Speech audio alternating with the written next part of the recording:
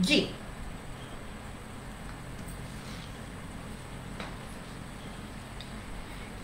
काशी हिंदू विश्वविद्यालय के संस्थापक महामना पंडित मदन मोहन मालवीय जी को नमन करते हुए इस आभासी बैठक में उपस्थित आदरणीय अजय भाई साहब एवं सभी विशिष्ट जनों का अभिनंदन करते हुए मैं अपनी बात प्रारंभ करना चाहूंगी।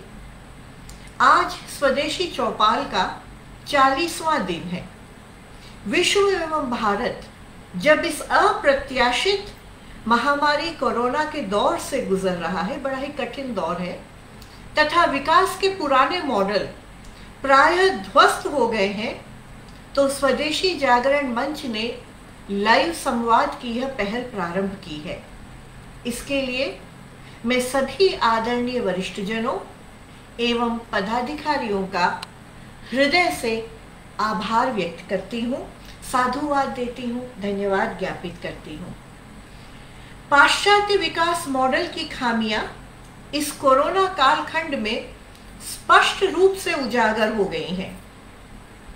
यह हमें ग्राम आधारित समग्र परिप्रेक्ष्य, village based holistic development and vision अपनाने की दिशा में प्रेरित करता है, जिसके मूल में दो तत्व हैं, स्वदेशी एवं विकेंद्रीकरण।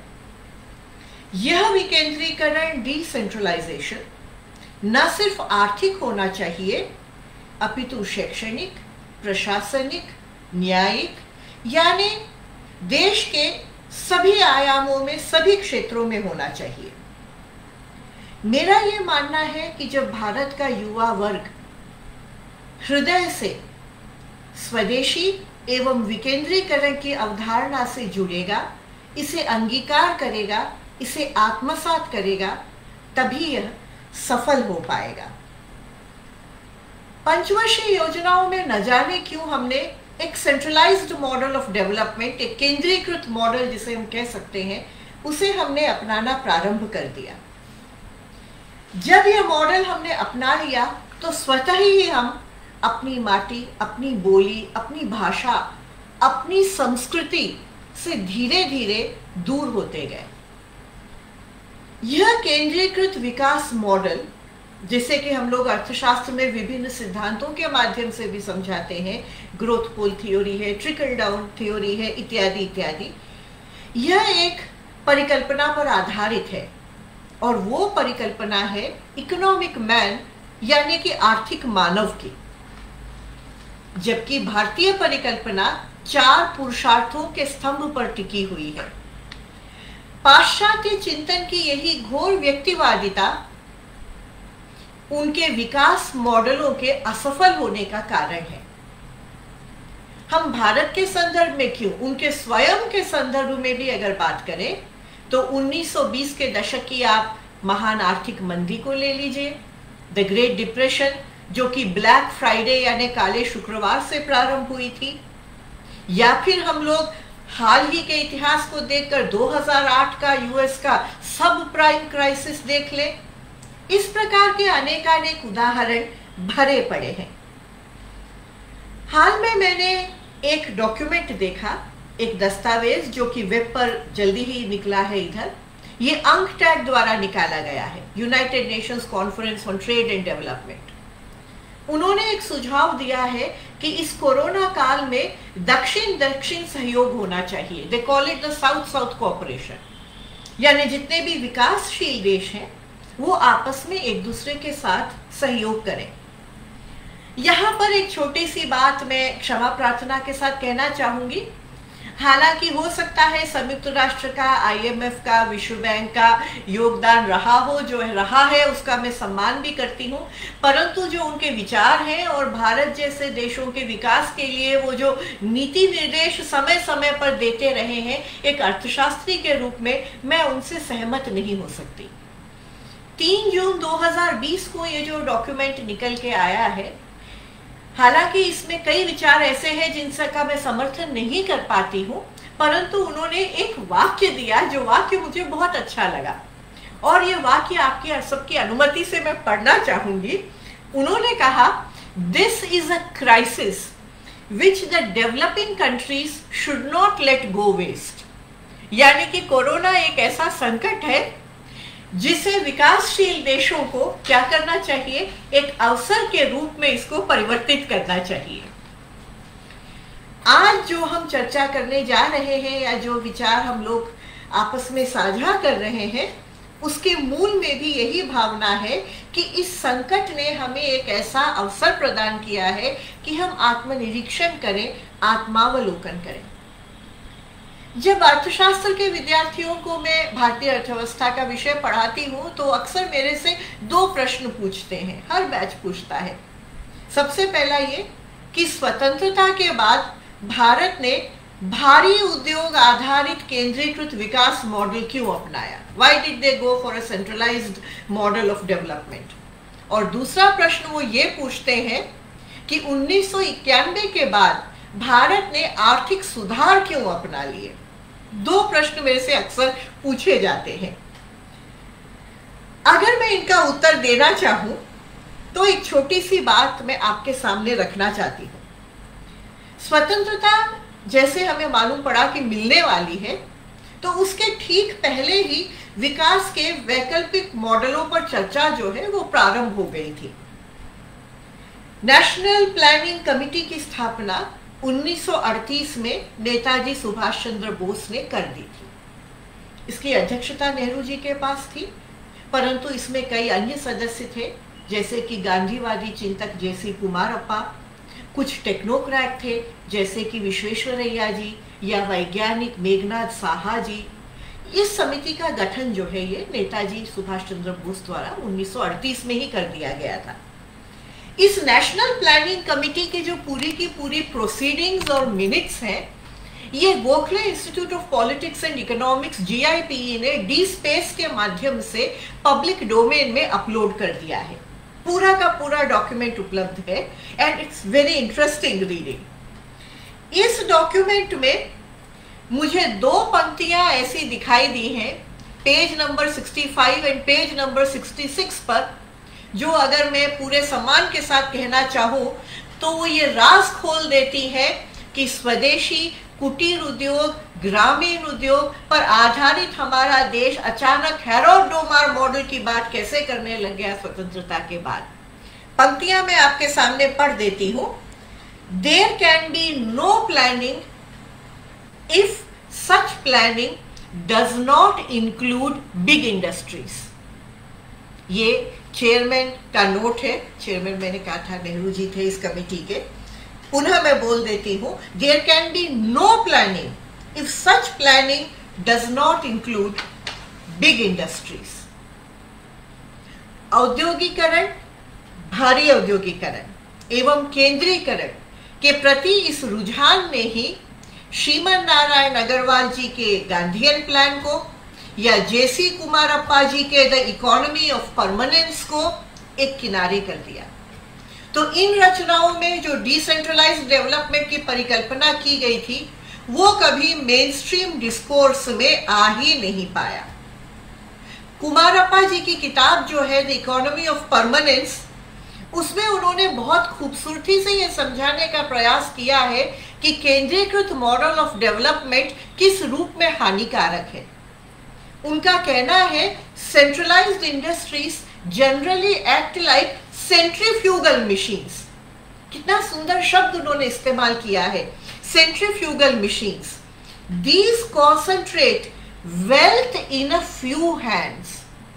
आगे चलकर वो कहते हैं the decentralized industries have the natural tendency of distributing wealth. यानी अगर आप केंद्रीकृत मॉडल की तरफ जाएंगे तो सत्ता का, संपत्ति का, वेल्थ का, समृद्धि का केंद्रीकरण होगा, जबकि आप डिसेंट्रलाइज्ड इंडस्ट्रीज की तरफ जाएंगे तो समाज में सभी की भागीदारी बराबर होगी, असमानता का ह्रास होगा।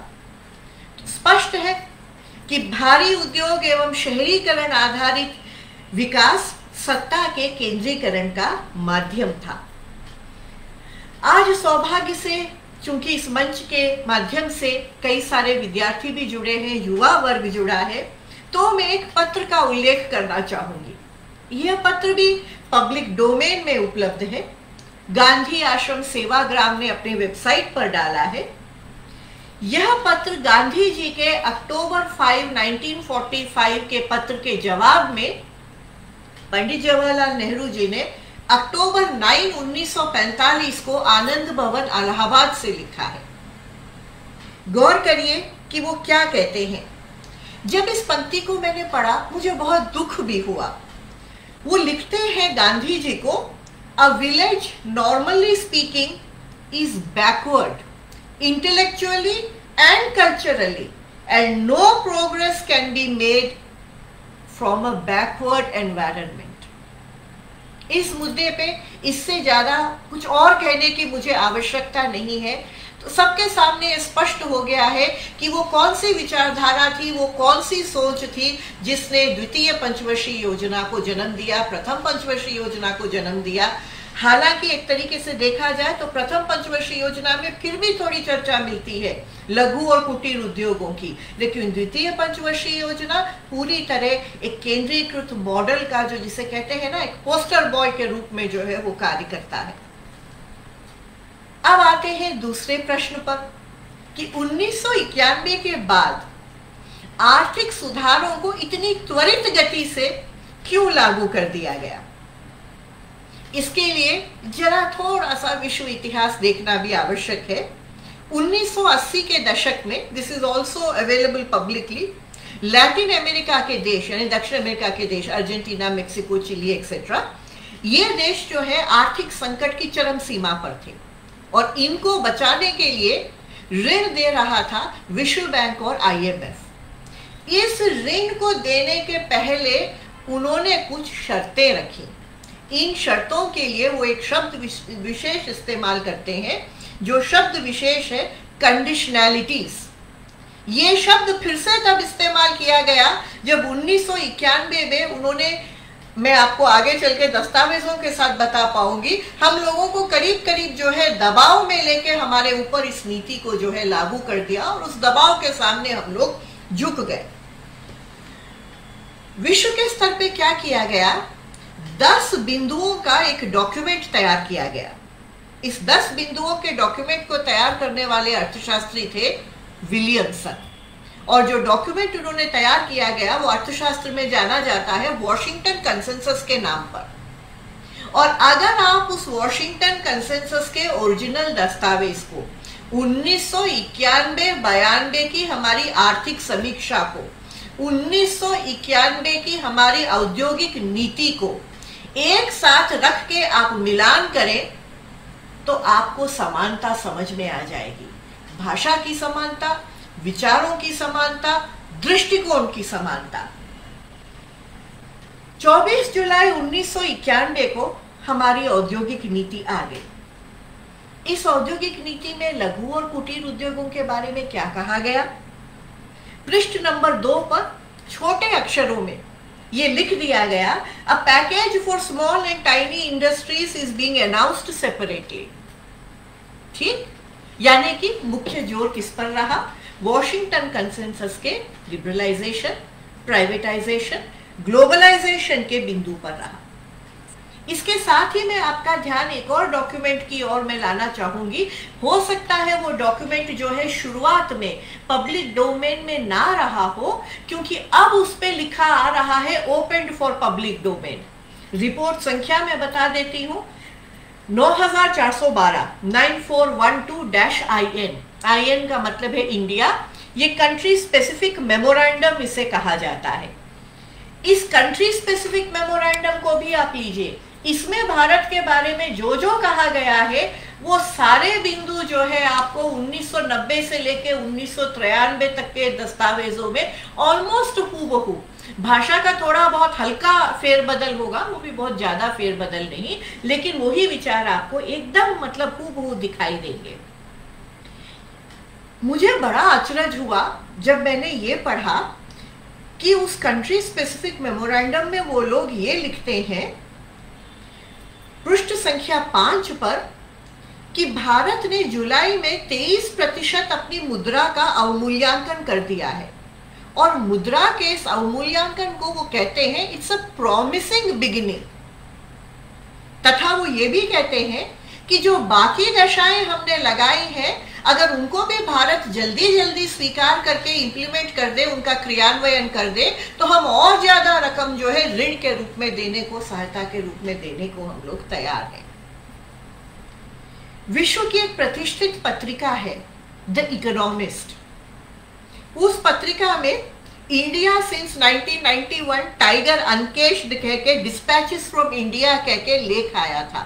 2 भागों में वो लेख आया था।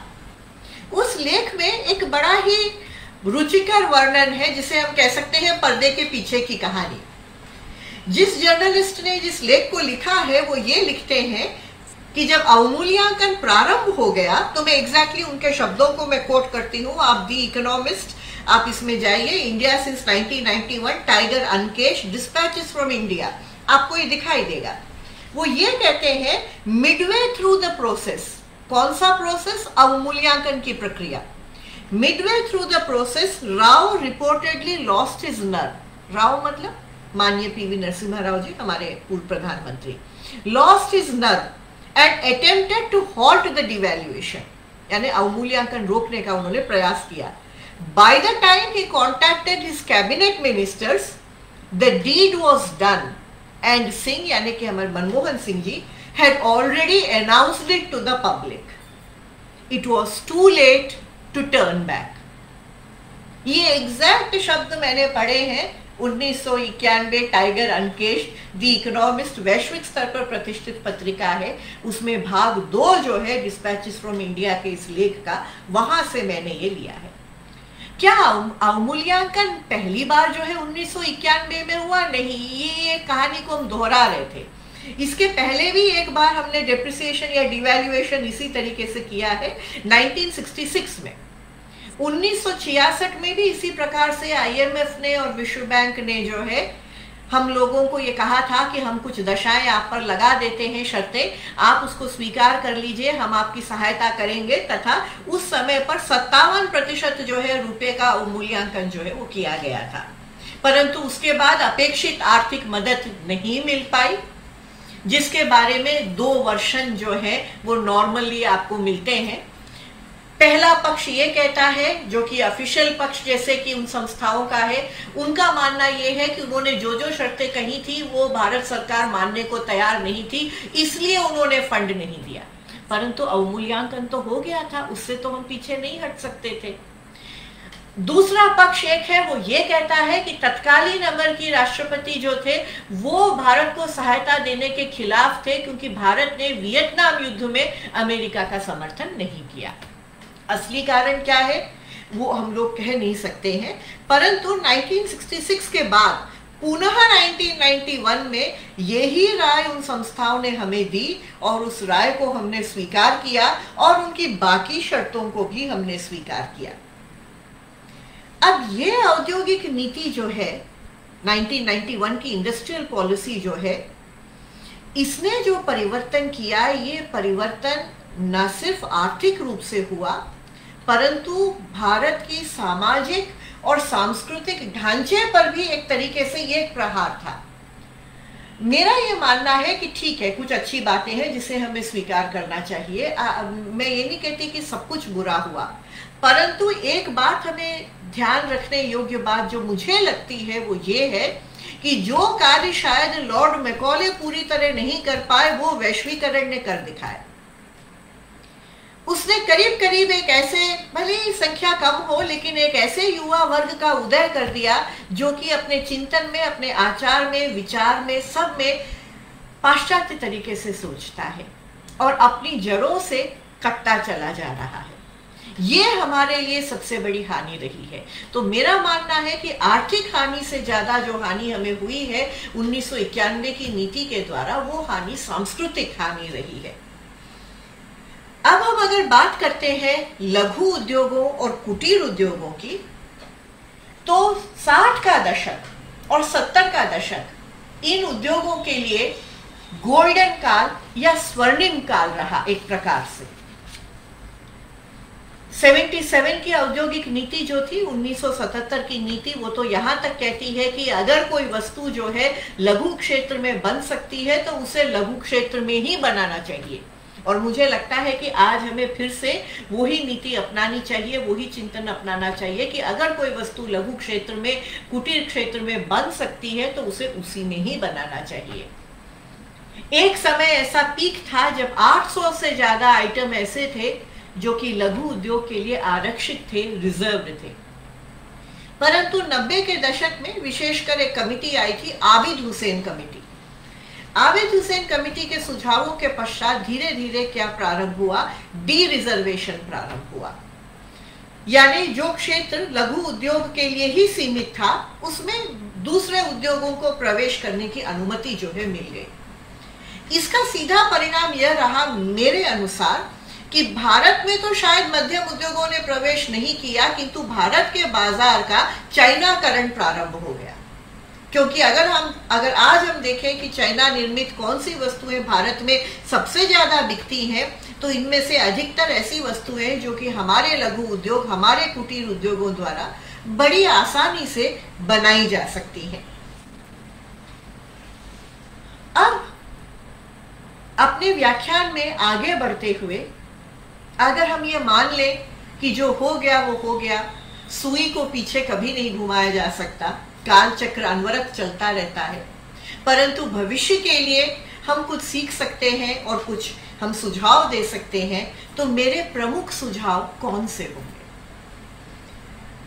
अपने सीमित ज्ञान के आधार पर, सीमित अनुभव के आधार पर सबसे पहले मैं कुछ सुझाव शिक्षा के क्षेत्र में मैं देना चाहूंगी। मैंने हाल में ये देखा कि जो सेंसस ऑफ इंडिया जो माइग्रेशन का, पलायन के जो टेबल्स निकालता है, टेबल डी है वो, माइग्रेशन टेबल्स, उनमें वो कहता है कि माइग्रेशन का प्रमुख कारण या तो रोजगार की तलाश होती है, या फिर शिक्षा होती है, या फिर विवाह होता है। यानी इसका अर्थ सीधे सीधे ये हुआ कि अगर बेहतर शिक्षा और बेहतर रोजगार के अवसर हम उनको ग्रामीण क्षेत्रों में ही प्रदान कर सकें, तो शहर की तरफ उनका रुझान अपने आप कम हो जाएगा। और ये शहरीकरण बड़ी तेजी से बढ़ा है। 2001 और 2011 के मध्य भी ये बड़ी तेज रफ्तार से बढ़ा है, और ये शहरीकरण ज्यादा बढ़ा है बड़े शहरों की तरफ। Cities like Delhi, Bombay, these are the centers which is attracting people from the hinterlands, जिसे हम लोग अर्थशास्त्र में हम एक शब्द जो है वो इस्तेमाल करते हैं। मेरा ये मानना है कि अब जब भारत डिजिटल रिवॉल्यूशन के रास्ते पर चल पड़ा है और ऑनलाइन शिक्षण, पाठ्यक्रम, संवाद हम सब ऑनलाइन कर रहे हैं, तब शिक्षा को भी विकेंद्रित कर दिया जाना चाहिए। भौगोलिक रूप से ना सही, परंतु वर्चुअल रूप से ही गुणवत्तापरक शिक्षा अगर हम ग्रामीण क्षेत्रों में प्रदान कर सकें, तो शहर आने का एक बड़ा कारण युवा वर्ग का समाप्त हो जाएगा। मैं एक अन्य सुझाव भी देना चाहती हूं। मैं क्षमा भी मांगती हूं इस सुझाव को देने के पहले। मैंने ये देखा है, और अक्सर हम लोग सब इस बात को देखते हैं और जानते हैं, कि भारत की जो बेहतर शैक्षणिक संस्थाएं जो हैं, जिन्हें हम प्रीमियर इंस्टीट्यूशंस कहते हैं, उनमें पढ़े युवा पढ़ाई पूरी करने के बाद, जबकि वहां पर उन्हें सब्सिडाइज्ड शिक्षा मिलती है जिसका खर्चा सरकार उठाती है, पढ़ाई पूरी करने के बाद अपने ज्ञान का पूरा बेनिफिट या फायदा विदेशों को देने के लिए पलायन कर जाते हैं। मेरा मानना यह है कि प्रीमियर इंस्टीट्यूशंस में या जो सर्वश्रेष्ठ शैक्षणिक संस्थान है उसमें पढ़ने वाले जितने भी युवा हैं, वो भारत सरकार के साथ 1 साल का बॉन्ड साइन करें, जिसके अंतर्गत 1 वर्ष तक उन्हें ग्रामीण क्षेत्र में इंटर्नशिप करनी पड़े। मेरा तो ये भी मानना है कि जो हम सभी शिक्षक हैं, हमें भी इसके साथ जुड़ना चाहिए। हम अपनी पसंद का कोई भी प्रोजेक्ट चुने, भले ही हम लोग साल में 2 हफ्ता दें, 3 हफ्ता दें, परंतु हम लोग ग्रामीण क्षेत्र में किसी एक प्रोजेक्ट से जुड़े। वो शिक्षा का प्रोजेक्ट हो सकता है, सशक्तिकरण का प्रोजेक्ट हो सकता है, ग्रामीण क्षेत्र में जो लोग स्वरोजगार की राह पर बढ़ चले हैं उन लोगों के लिए स्किल ट्रेनिंग का कार्य हो सकता है। जो हो, जिस किसी भी दिशा में हमारी रुचि हो, लेकिन हम जुड़े जरूर। मेरा मानना है कि इसके लिए जो है प्रयास करने की आवश्यकता है। साथ ही साथ मैं ये भी मानती हूं कि हम लोग ये संकल्प कर लें कि अपने स्तर पर जो भी चाइना में चीजें हम खरीदते हैं उसको खरीदना हम बंद करें। ये हमने प्रारंभ कर दिया है भारत में। और इस सामान का उत्पादन, जैसा कि मैंने पहले कहा, भारत के लघु उद्योगों और भारत के कुटीर उद्योगों में किया जाए। आखिर पहले भी तो होता था, फुलझड़ी है, मैच बॉक्स है, लाइटर है, छोटा मोटा सामान, बाकी अन्य आवश्यकता का, रोजमर्रा का घर की आवश्यकता का सामान है। इसके लिए कोई बहुत बड़ी तकनीकी ज्ञान की आवश्यकता नहीं है, बहुत ज्यादा पूंजी की भी आवश्यकता नहीं है। इसका उत्पादन तो हम स्वयं कर ही सकते हैं। आखिर चाइना से इतने बड़े व्यापार संबंध बनने के पहले हम करते ही थे अपने देश में। ये सुझाव मेरी ओर से मैं सभी लोगों के लिए देना चाहूंगी। इसके साथ ही मैं एक और बात जो है वो कहना चाहती हूँ, ये है कि सरकार जो है फिलहाल MSME शब्द का इस्तेमाल कर रही है। माइक्रो भी है, स्मॉल भी है, मीडियम भी है, लेकिन मेरा मानना है कि माइक्रो को जो है एकदम अलग कर दिया जाए। ये MSME का कॉन्सेप्ट जो है ये इस्तेमाल ना किया जाए, क्योंकि जो माइक्रो उद्योग है वो बहुत ही छोटे हैं, दे आर टाइनी। तो उन उद्योगों की समस्याएं, उनके सामने आने वाली परेशानियां वो अपने आप में बिल्कुल विशिष्ट है, बिल्कुल अलग है। तो देयरफॉर मेरा मानना है स्मॉल एंड मीडियम एंटरप्राइजेस को चाहे तो एक ग्रुप कर दें, या चाहे तो मीडियम एंड लार्ज को एक ग्रुप कर दिया जाए, माइक्रो एंड स्मॉल को मिला के जो है एक ग्रुप कर दिया जाए, और पूंजी की सीमा और अधिक ना बढ़ाई जाए। ये भी मेरा एक सुझाव है। अगर हम कृषि पर आते हैं तो जून 3, 2020 का जो अध्यादेश है, अगर उसका क्रियान्वयन जब पूरी तरीके से हो जाएगा तो भारतीय कृषि में वो आमूलचूल परिवर्तन ला देगा। परंतु इस परिवर्तन का फायदा कृषकों को मिलना चाहिए। कृषकों को यह फायदा कैसे मिलेगा? दो तरीके हैं। एक, सरकार ने ऑलरेडी पहल प्रारंभ कर दी है नेबार्ड एवं अन्य संस्थाओं के माध्यम से, FPO, फार्मर प्रोड्यूसर ऑर्गेनाइजेशंस। जब कृषक संगठित होंगे तभी उन्हें वो लाभ मिल पाएगा जिसे हम अर्थशास्त्र में economies of aggregation and economies of scale कहेंगे। यानी दूसरे शब्दों में उनकी बार्गेनिंग पावर तभी बढ़ पाएगी अगर वो लोग अपने आप को संगठित कर सकें। तो फार्मर प्रोड्यूसर ऑर्गेनाइजेशंस की संख्या में वृद्धि की जानी चाहिए, और इसके साथ अगर शिक्षित वर्ग जुड़ सके और अन्य लोग जुड़ सके तो मेरी राय में आने वाले समय में छोटा कृषक भी इस उदारीकरण का फायदा जो है वो ले पाएगा। एक अन्य प्रमुख बिंदु जो कृषि से संबंधित है वो है ऑर्गेनिक फार्मिंग, जैविक खेती। NPOP ऑलरेडी आ चुकी है, नेशनल पॉलिसी जो है हमारी, और अगर देखा जाए तो ऑर्गेनिक प्रोडक्ट्स का एक ऐसा बड़ा वैश्विक बाजार है जिसमें भारत का शायद ही कोई प्रतिस्पर्धी हो। ये बात एग्री एक्सपोर्ट पॉलिसीज के अलग अलग डॉक्यूमेंट्स में भी ये सुझाव दिया गया है कि हम लोग विदेशी व्यापार में और विदेशों को एथेनिक फूड्स, यानी कि जो हमारी खाद्य वस्तुएं हैं उसको प्रसंस्कृत करके हम बेचें, ऑर्गेनिक उत्पादों को हम बेचें। ये कितना बड़ा क्षेत्र है जिसमें भारत जैसा देश कोई है ही नहीं विश्व में, इसमें हमारा वर्चस्व हो सकता है। लेकिन मेरा ये मानना है कि भले ही वो लघु उद्योग हो, भले ही वो कृषि हो, सिर्फ ऋण देने से बहुत ज्यादा लंबे समय तक काम नहीं चलेगा। ऋण के साथ उनको प्रशिक्षण की आवश्यकता है।